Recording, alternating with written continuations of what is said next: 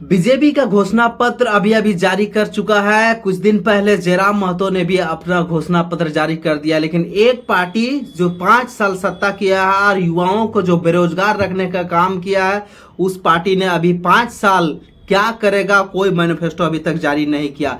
नमस्कार, मैं डालूराम महतो, हमारा यूट्यूब चैनल में आपका स्वागत है। हम इस आज के वीडियो में हम टॉपिक्स में बात करेंगे कि जयराम महतो का मैनिफेस्टो जो घोषणा पत्र जारी किया है और अभी जो बीजेपी भारतीय जनता पार्टी ने झारखंड के लिए जो मैनिफेस्टो जारी किया है, यानी घोषणा पत्र 5 साल के अंदर वो क्या काम करने वाले हैं, तो उसको संक्षेप में जो कुछ पॉइंट जो है बहुत ही इंपॉर्टेंट है। इस वीडियो आप अंत तक देखिए, आपको पता चलेगा कि एक जयराम महतो ने जो घोषणा पत्र बनाया है और जो बीजेपी एक जो नेशनल पार्टी है, दोनों में क्या डिफरेंस है। तो चलिए पहला पॉइंट को शुरू करते हैं कि जो बीजेपी का जो बहुत बड़ा जो मैनिफेस्टो है कि पहला पॉइंट यही है, युवाओं के लिए उसने कहा है कि 2,87,000 वैकेंसी, तकरीबन उसने कहा है कि 3 लाख जो नौकरियां हैं वो युवाओं को हम 5 साल के अंदर क्रिएट करने का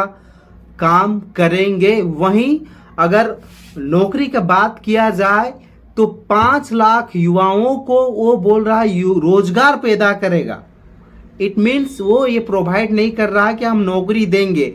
उसने बीजेपी का कहना है कि हम 5 वर्ष में 5 लाख जो रोजगार है वो प्रोवाइड करेंगे, ठीक है, वो मतलब प्रोडक्ट करेंगे, ठीक है। दूसरी बात, घोषणा में ये बात कहा गया है कि हम लगभग 3 लाख जो सरकारी नौकरियां है उसमें हम सृजन करेंगे, उसमें हम नियुक्ति करेंगे।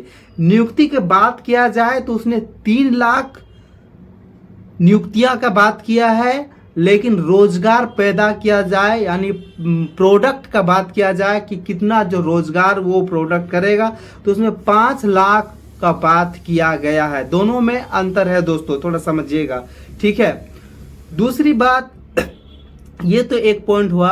दूसरी पॉइंट उसने बीजेपी के मैनिफेस्टो में ये कहा गया है कि जो ग्रेजुएशन लेवल और जो पीजी लेवल का जो स्टूडेंट्स है और उसको जो अभी तक नौकरी नहीं मिला है, अगर वो आगे की तरफ अगर वो तैयारियां जारी रखना चाहता है तो उसने कहा है कि हम जो है उसे 2 साल तक जो है ना 2,000 रुपया प्रति माह जो है ना वो आपको एक सहायता राशि देने का ऐलान किया है। बताते चलो कि इस तरह हेमंत सोरेन में भी 6,000 रुपया युवाओं को जो ग्रेजुएशन लेवल और पीजी लेवल का था, उसने भी इस तरह का वादे किए थे, लेकिन धरातल में इस तरह का कोई भी काम आज तक हुआ नहीं है।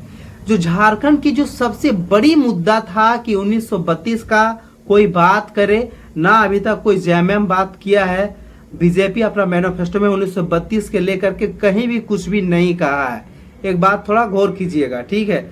दूसरी बात, जब नौकरी का बात किया जाए तो जेएमएम भी अभी तक कुछ नहीं कहा, लेकिन बीजेपी में जो भी कहा हम जो दे सकते हैं 5 साल के अंदर, वो हम अपना मैनिफेस्टो में वो बोल दिया कि 3 लाख युवाओं को नौकरी देंगे। और जो ग्रेजुएशन लेवल में जो तैयारी करना चाह रहा है, कंपटीशन का तैयारी करना चाह रहा है, उसके लिए हम 2,000 रुपये प्रति माह जो है वो सहायता राशि देने का बात किया गया है। वहीं पर तीसरा पॉइंट का जो सबसे बड़ी जो इंतजार है सबका महिलाओं के लिए, उसने बोला कि 11 तारीख को एकदम एग्जैक्ट बोल रहा है कि 11 तारीख को हर महीना जो है यानी गोगो दीदी योजना के माध्यम से प्रति माह जो है ना 2,100 रुपया जो है ना अकाउंट में ट्रांसफर कर दिया जाएगा। तो इधर 1,100, इधर आपका 2,100 रुपया, और युवाओं के लिए बोला है कि 2,000 रुपया प्रति माह, लेकिन उसी को दिया जाएगा जो तैयारियां करना चाह रहा आगे तरफ के लिए, ठीक है। वहीं अगर नेक्स्ट पॉइंट की अगर हम बात करेंगे तो उसने कहा कि करीब 3 लाख, ये तो हो गया है, झारखंड में स्नातक और स्नातक युवाओं को हर साल जो है ना 2,000 रुपया नौकरी मिलेगा। ये भी आपको मैंने बता दिया है, ठीक है। एक बहुत बड़ी जो मुद्दा है झारखंड का वो एनआरसी। तो इसने स्पष्ट रूप में अमित शाह ने जो आज रांची से जो मैनिफेस्टो जारी किया है उसमें स्पष्ट रूप से कह दिया है कि अगर मेरी सरकार बना तो 5 साल के अंदर हम एनआरसी झारखंड में लागू करेंगे। यानी एनआरसी बोला जाए तो जो बाहर से जो घुसपैठिया झारखंड में आकर के बसे हैं उसको दिक्कत हो सकता है। तो एक जो मैन पॉइंट है उस पर ये भी बात कहा गया है कि जो आपका जो गैस सिलेंडर में है वो बोला 500 रुपया में गैस सिलेंडर वो प्रोवाइड करेगा। ठीक है, तो देखिए ये जो मैनिफेस्टो अभी सबके सामने आ रहा है, लेकिन जब सरकार बनते ही पता नहीं वो मैनिफेस्टो को याद नहीं करता है, फिर अपने लूटपाट जो है ना, जो भी सरकार आए भाई उस सबसे ज़्यादा जो हम बुड़बक बनने का काम जो है ना आपको एक प्रकार से जनता ही होता है। ठीक है, ये आपको भी पता है।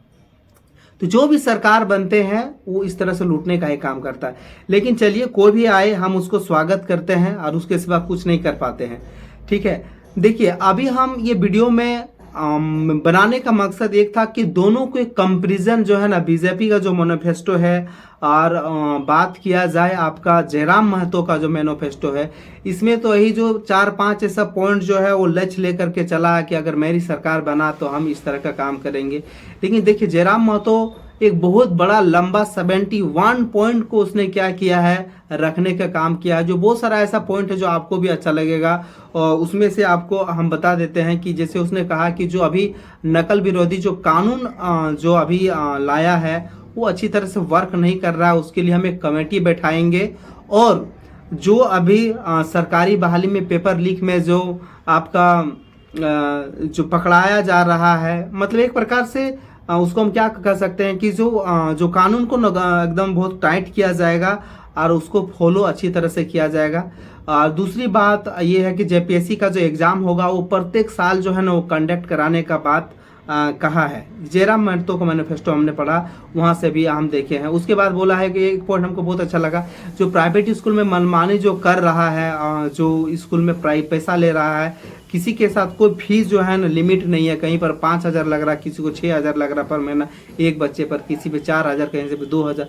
तो ये जो बोल रहा है उस तरह का मनमानी नहीं होगा, उस पर लगाम लगाया जाएगा, किससे कितना लेना है, किस तरह का बच्चे हैं। वहाँ बीपीएल का जो नामांकन का फैसिलिटी है वहाँ आप देख सकते स्कूल में बहुत ही स्थिति खराब है, किसका जिसको होना चाहिए बीपीएल में नामांकन फैसिलिटी वो नहीं हो रहा है। ठीक है, दूसरी बात अगर बात किया जाए, और बहुत सारे ऐसा पॉइंट है जो आपको लगेगा कि, और ऐसे बहुत सारे ऐसे पॉइंट है जो आप पढ़िएगा, जो 71 पॉइंट ऐसा है जो आपको ऐसा लगेगा कि नहीं बहुत ही अच्छी तरह से जो है ना, जो आपका जयराम महतो का जो मैनिफेस्टो है वो नेशनल लेवल का जो पार्टी बीजेपी है उसके तुलना में लाख गुना अच्छा हमको लगा। बहुत सारा ऐसा पॉइंट, कुछ एक भी पॉइंट ऐसा नहीं जो वहाँ पे जब मतलब एक झारखंड के लिए जो छोड़ा जाता है नहीं छोड़ा, कुछ भी नहीं। एक बहुत बड़ा क्वेश्चन यहाँ पर ये उठ रहा है कि क्या जेएमएम हो गया, कांग्रेस है और बीजेपी, एक बहुत बड़ी 3 पार्टियां जो है ना जयराम महतो को चैलेंज एक उसके सामने बहुत बड़ा है। देखिए ये बहुत बड़ा, जयराम महतो के पास अगर कुछ भी सीट अगर उसके हाथ में लग जाता है तो मेरे ख्याल से बहुत बड़ा वो एक प्रकार का रोल अदा कर सकता है। जिस तरह से नीतीश कुमार जो है बिहार के लिए रोल अदा कर रहा है, हो सकता है अगर उसके पास 15 से 20 सीटें अगर हाथ में अगर आ जाए तो एक बहुत बड़ा चैलेंज बन सकता है। वो एक जो मनचाहा जो आपका कैबिनेट का पोस्ट होता है उसे वो मिल सकता है। लेकिन एक क्वेश्चन यह है कि क्या ला पाएगा कि नहीं। ठीक है, एक बहुत बड़ा क्वेश्चन है। ठीक है, और दूसरी बात यही हम कहना चाह रहे हैं कि देखिए पार्टी में जो छोड़ करके किसी के साथ जा रहा है भाई, ये जरूर ये आज जो है जबी के एसएस के पार्टी जो है ना दूसरे पार्टी में जा रहे हैं, हम नाम नहीं करना, किसी को नाम लेकर के आप उसका नाम हाईलाइटेड नहीं करना, आप लोग सब समझ गए होंगे। ठीक है, समझते होंगे। उसके बाद जैसे अभी कुछ महीना पहले देखे जो आपका चंपई सोरेन है वो जेएमएम को छोड़कर बीजेपी में चल गया, तो जेएमएम कोई पूरी तरह से ध्वस्त नहीं हो गया है। बीजेपी का बहुत सारा पार्टी हो जो है ना वो आपका जेएमएम में चल गए, कांग्रेस में चल गए। तो ये पार्टियां है यार ये जो है ना एक ट्रेन है, चलता हुआ ट्रेन है, बहुत सारे लोग आपको इस पार्टी में चढ़ेंगे फिर अगला स्टेशन तक उतर जाएंगे, समझ रहे हैं ना। तो इस पार्टी को एक ट्रेन की तरह आपको मान के चलना है। अगर वही एक अच्छा सुंदर सा पैसेंजर को देख करके आप रोना शुरू कर दीजिएगा, नहीं वो नहीं होगा तो मेरा पार्टी जो खत्म हो जाएगा, ऐसा नहीं होता है। बीजेपी, नरेंद्र मोदी जब नहीं था उस टाइम भी बीजेपी था, उसके बाद जो अटल बिहारी वाजपेयी जी जब नहीं थे उससे पहले भी जो बीजेपी था। तो ये नहीं जरूरी नहीं है जो एक नेशनल जो एक बहुत बड़ा रोल अदा करता है उसके चले जाने के बाद पार्टियां जो है ना इंड हो जाता है। देयर इज नो एनी कोई ऐसा क्वेश्चन ही नहीं है, हम कहना चाह रहे हैं, समझ रहे हैं ना। तो जिसको भी आए, जिसको भी मन करेगा, उसके आपको अच्छा लगेगा कि नहीं उसका विचार आपके साथ मिल रहा तो आपके साथ रहेगा, नहीं मन कर रहा नहीं रहेगा, ठीक है। और बहुत अच्छा किया कि वो आपको छोड़ करके चला गया, नहीं तो हो सकता है कल वो जीत करके जाता तो आपको हो सकता है 2 गुना और भी दर्द दे सकता है। तो इसमें कोई रद्दी भर का टेंशन मेरे ख्याल से नहीं लेना चाहिए JVKSS को, ठीक है। आपका जो मुद्दा है वो एकदम जमीनी धरातल पर चल रहा है, ये सबको पता है, समझ गया कि नहीं। और जो 5 साल का जो करतूत करके दिखाया है पिछले अभी जो प्रेजेंट सरकार में, वो सबको दुनिया सबको जानता है कि क्या स्थिति करके रखा है और क्या नहीं करके रखा है। तो ये मतलब छिपाया नहीं है।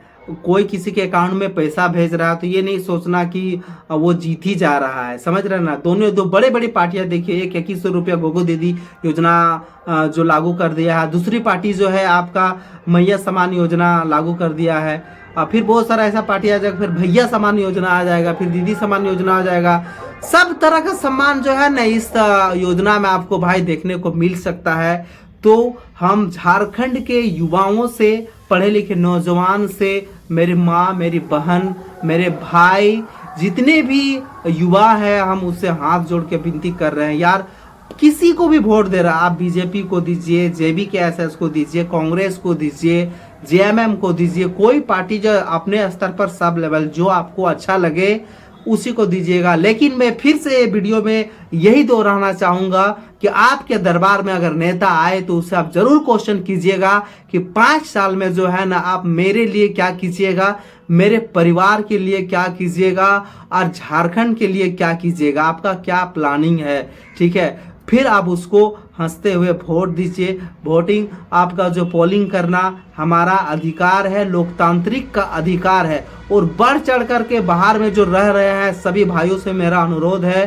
कि जो भी काम कर रहे हैं भाई, कम से कम आप पोलिंग करने के लिए, मतदान करने के लिए जरूर आएं और फिर अपना काम में लग जाए दोस्तों, ठीक है।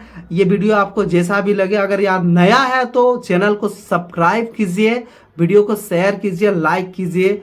फिर से हम नेक्स्ट वीडियो में फिर पॉलिटिशियन से रिलेटेड नेक्स्ट वीडियो लेकर के हम आपके पास फिर से आ रहे हैं। जय हिंद दोस्तों।